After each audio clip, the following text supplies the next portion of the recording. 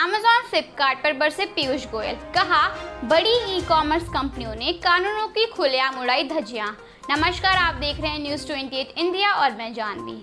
कुछ दिन पहले ही ई कॉमर्स रेगुलेशन को लेकर नए नियमों का ऐलान हुआ था। इन नए नियमों से माना जा रहा है कि अमेज़न और फ्लिपकार्ट जैसी कंपनियों को अपने बिजनेस स्ट्रक्चर में बदलाव करने पर मजबूर होना पड़ सकता है। गौरतलब है कि इस साल की शुरुआत से सरकार की ओर से जारी नए नियमों के मुताबिक कोई भी ई कॉमर्स प्लेटफॉर्म सप्लायर को खास रियायत नहीं दे सकता। नए नियमों का उद्देश्य ऑनलाइन प्लेटफॉर्म को किसी भी तरह के पक्षपात से मुक्त करना है। ऐसे में कैशबैक, एक्सक्लूसिव सेल या किसी पोर्टल पर एक ब्रांड की लॉन्च, अमेज़न प्राइम और फ्लिपकार्ट एश्योर्ड जैसी डील्स या किसी भी तरह की खास सेवा देने पर कंपनियां फंस सकती हैं।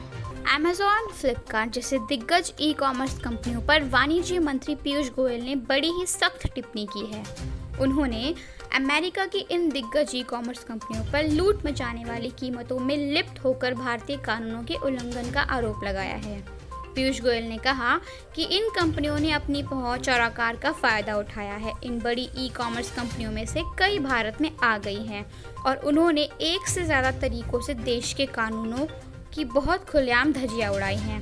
वाणिज्य मंत्री ने कहा कि उन्होंने एक बड़ी दिग्गज कंपनी, खासतौर पर अमेरिकी कंपनियों के साथ कई बार बातचीत की है और मैं उनके अंदर एक अलग तरीके का घमंड देख सकता हूं। ये सारी बातें पीयूष गोयल ने Stanford Indian policy economic clubs की ओर से आयोजित एक वर्चुअल इवेंट में कही है। हालांकि उन्होंने इस दौरान अमेज़न, वॉलमार्ट या फिर फ्लिपकार्ट का सीधे तौर पर नाम नहीं लिया।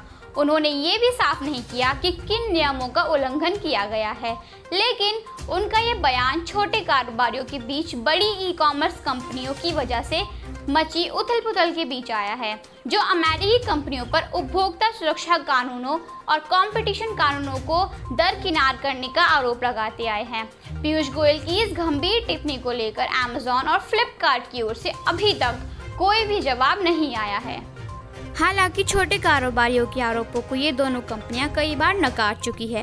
पीयूष गोयल ने सीसीआई की जांच को लेकर भी इन कंपनियों पर आरोप लगाया।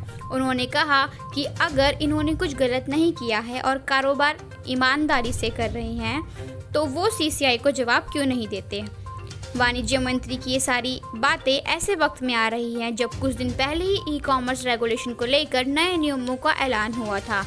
इन नए नियमों से माना जा रहा है कि अमेज़न और फ्लिपकार्ट जैसी कंपनियों को अपने बिजनेस स्ट्रक्चर में बदलाव करने पर मजबूर होना पड़ेगा। व्यापारियों के संगठन CAIT ने भी कुछ दिन पहले ही प्रधानमंत्री नरेंद्र मोदी को चिट्ठी लिखकर आरोप लगाया था कि ये ई कॉमर्स कंपनियां भारत को बनाना रिपब्लिक की तरह इस्तेमाल कर रही हैं। CAIT ने कहा कि सरकार ये सुनिश्चित करे कि ई कॉमर्स कंपनियों की लॉबिंग के बावजूद नए ई कॉमर्स नियम कमज़ोर ना पड़ पाएं।